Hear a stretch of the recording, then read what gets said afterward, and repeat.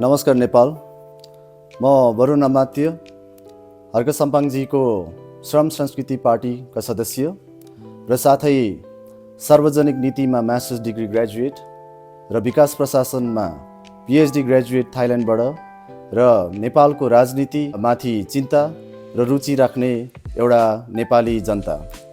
यो आउँदै गरेको आम निर्वाचनको लागि धेरै पार्टीहरू उठ्नु भएको छन्, धेरै कुराहरू निक्लेको छन्, तर मलाई केही कुराहरू राख्नु मन छ र केही कुराहरू सोध्नु मन छ कि नेपालमा जहिले पनि धेरै जस्तो पोलिटिक्स, आइडियोलोजी र अरू कुराहरूको मात्रै धेरै बयान व्याख्या हुने गर्दछन्, तर नेपाललाई मलाई लाग्छ त्यो कुरा भन्दा पनि अरू कुराको जरुरी छ र यही चिज चाहिँ नि म चाहन्छु कि आउने आम निर्वाचनमा यसका उठेका उम्मेदवारहरूले यसको समाधानहरू के हो भनेर भनिदिनुहोस् होला।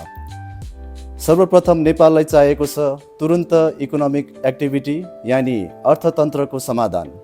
यहाँ मान्छेहरूको बिजनेस नचलिरहेछ, मान्छेहरूको कमाइ नबढिरहेछ, जहाँ महँगो चाहिँ नि बढिँदै गइरहेको छ। हाम्रो मुद्राको भाव घटेर जाँदैछ विदेशीको कम्पेरिजनमा र हाम्रो पासपोर्टहरू त्यति बलियो छैनन्। मान्छेहरूलाई विदेश जानु जबरजस्ती जानु परिरहेछन् र धेरैजनालाई आफ्नो परिवारहरूबाट छुट्टिनु परिरहेको छ। र मलाई चाहिँ लाग्छ यो आउने नेक्स्ट उम्मेदवारी आम निर्वाचनमा चाहिँ नि यस्तो खालको समाधानको कुराहरू रहोस् जसले चाहिँ नि जनता सुखी र देश उन्नतितिर लाग्न सकोस्। सर्वप्रथममा अर्थतन्त्र नै समाधान होस्। कसरी चाहिँ नि इकोनोमिक एक्टिभिटी फेड पोलिसीबाट हुन्छ कि गभर्मेन्ट स्पेन्डिङबाट हुन्छ कि अरू गभर्मेन्ट एडमिनिस्ट्रेसनको धेरै इन्स्ट्रुमेन्टहरू, यिनीहरू सबैको प्रयोगबाट कसरी चाहिँ नि हामी यो दुःखबाट निक्लिन सकिन्छ त्यसको समाधान होस्। र यसपछि अर्को कुरा छ देशका मानिसहरूले न्याय तुरुन्तै पाउनुपर्ने रहेको देख्दछु, किनकि मान्छेहरूलाई न्याय सम्बन्धी धेरै दुःखहरू हुँदाखेरि न्याय पाउनलाई 2 देखिको 3 वर्ष र कहिलेकाहीँ त्योभन्दा बेसी समय लागेको छ। र यति समयमा तपाईँ आफै सोच्नुहोस् न्याय पाउने मान्छेको हालत के हुन्छ र बदमासी गर्ने मान्छे कहाँसम्म भाग्न सक्छ यति समयमा। त्यसैले न्याय भन्ने चिज तुरुन्तै चाहिन्छ। र यति कुराबाटै हजुरहरूले बुझ्नुहुन्छ कि नेपालको गभर्मेन्ट्समा एउटा सिस्टम भन्ने चिज छैन। एउटा सिस्टम भनेको एउटा तरिका हो जुन एउटा फङ्सन गर्छ। एउटा साधारण आम एक्लो मान्छेलाई पनि आफ्नो जीवन कसरी बाँच्ने, आफ्नो सोसाइटीमा के गर्नुपर्छ, आफ्नो काम गर्दाखेरि रुल्स एन्ड रेगुलेसन के छ भन्ने कुराहरू सबै सिस्टमेटिक तरिकामा मिलेको हुन्छ। तर नेपालमा चाहिँ मान्छेहरूलाई एउटा बिजनेस सुरु गर्दाखेरि पनि आफ्नो फर्म कसरी भर्ने, बिजनेस कसरी सञ्चालन गर्ने, यो पुरै कुरा सुरुवातदेखिको सिक्नु मात्रै पर्ने होइन र ठाउँ ठाउँमा दुःख पनि पाउनु पर्ने भएको हुनाले यहाँ नेपालमा सिस्टम छ कि छैन पनि भएको सिस्टमहरूले काम नगरिरहेको भन्ने कुरा क्लियर देखिन्छ र त्यही पनि कसैलाई यसको चिन्ता छैन। त्यसैले म एउटा गभर्मेन्ट स्टुडेन्ट भएर के कुरा भन्न चाहन्छु भने नेपालमा एउटा सिस्टमको एकदमै सख्त जरुरत छ।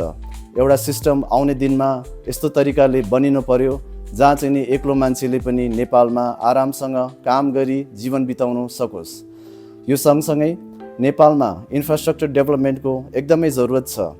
मान्छेलाई आफ्नो अर्थतन्त्र मिलाउनलाई, इकोनोमिक एक्टिभिटी मिलाउन लागि यहाँनिर इन्फ्रास्ट्रक्चर मिलेको हुनुपर्छ।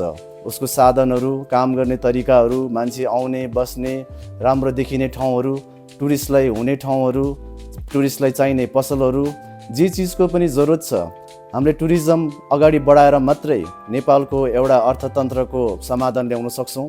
यो बाहेक अरू पनि होला, तर तुरुन्त रिजल्ट निकाल्ने चाहिँ नि एउटा टुरिज्म हुनसक्छ र अर्को चाहिँ नि आफ्नो नेपालको रिसोर्सेसहरूलाई कसरी चाहिँ नि विदेशमा बिजनेस गरी ट्रेडिङ गरिकन आफ्नो जनताको भलो कसरी गर्ने, यो कुराहरूमा अगाडि लानुपर्छ भन्ने कुराको म एजेन्डा अगाडि बढाउन चाहन्छु।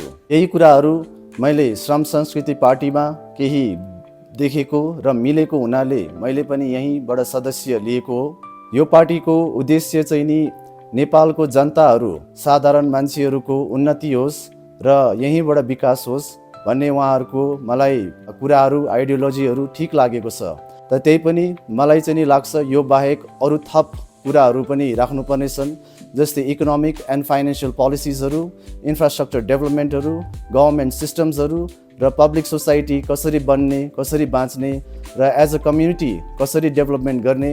किनकि कम्युनिटीको कुरा गर्नुपर्दा तपाईँ देख्नुहुन्छ कि पहिलाको वर्षमा हामी आफ्नो कम्युनिटीमा खेलकुद गर्नुलाई धेरै ठाउँहरू, आफ्नो रमाइलो गर्नुलाई, आफ्नो परिवारहरूलाई घुम्नलाई ठाउँहरू हुने गर्थेन्।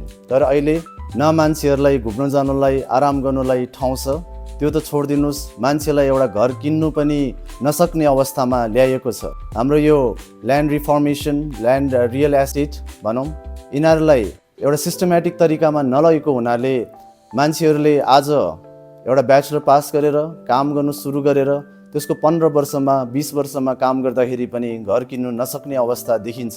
यस्तो खालको जीवन बाँच्नुलाई किन मजा आउँथ्यो होला? के तपाईँहरूलाई लाग्दैन कि जीवन अगाडि बढाउनलाई एउटा पर्पस र गोल हुनुपर्छ भनेर?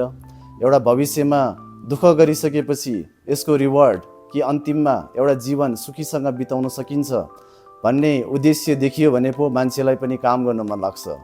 त्यसैले यो कुराहरू देखिकन मलाई लाग्दैछ कि नेपालको वातावरण, हाम्रो बस्ने एकअर्का प्रतिको व्यवहार सबै बिग्रेर जाँदैछन्। त्यसैले हामीले धेरै जस्तो नेपालमा नेपाली मान्छेहरू फ्रस्ट्रेटेड, एकअर्का प्रति रिसा कराउने यस्तो खालके भेटाउँछौँ। यो सोसाइटी हाम्रो लागि राम्रो होइन।